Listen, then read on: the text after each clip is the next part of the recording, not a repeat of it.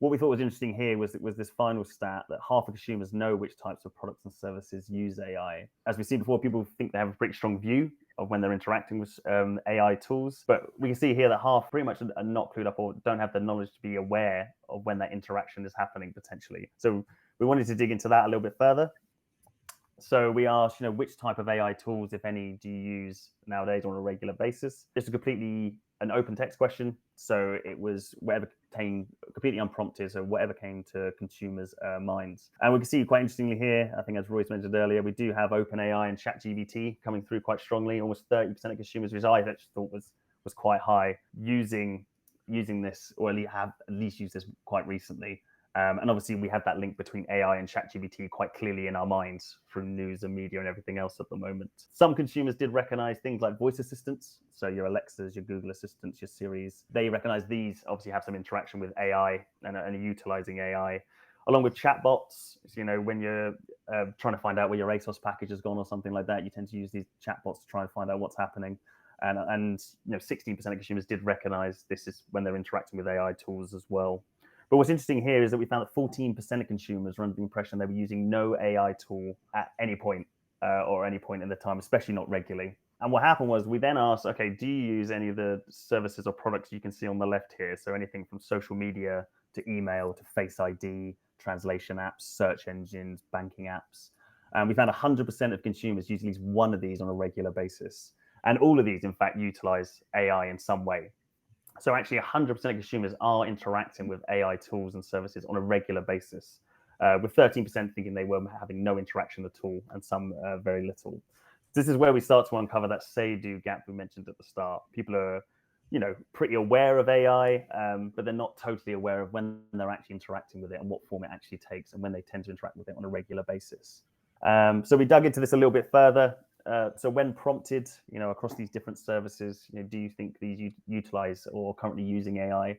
70% of consumers did recognize that perhaps social media and digital voice assistants were using them quite regularly. Navigation apps like Google Maps, Google search engines were also, over half of consumers recognize they were probably using AI. But what's more interesting is down the bottom here where we see less than 40% of consumers thought that email utilized AI, obviously using that fairly regularly, and also more sensitive areas of their lives, around their finances and banking apps as well. And I guess, Royce or Sam, did any of these particularly surprise you in terms of the share of people that assumed these were using AI or not? Yeah, I mean, I wouldn't say I'm surprised, given that AI is not technology that's new. It's been around for decades in lots of different forms. So I was actually in a webinar the other week, and then the AI engineer was talking about how its seeds were planted during the 1950s, which really surprised me. But fast forwarding, I mean, it's been there in the internet era or the social media era. And it's the first time now that with the acceleration, like you said, of ChatGPT, AI has turned something from a technology to mainstream awareness that everyone knows about. Not everyone knows when it's used or how to use it, but we have been using it all this time, like you say, in our email banking apps. I feel we're not aware because these technological advancements have kind of gradually happened and very smoothly from the point of view of the consumer, where AI was always in the background. It was kind of invisible, and since it wasn't really a big topic of conversation, it was a lot more unreachable. AI was a big mystery. I mean, it still is kind of a mystery, but we're using it a lot more. But yeah, so consumers didn't really think twice, I don't think, about it being part of everyday items and apps that they use. And the same goes for today. I don't think it's hard to imagine that it's part of basic things like email and banking apps that we use every day.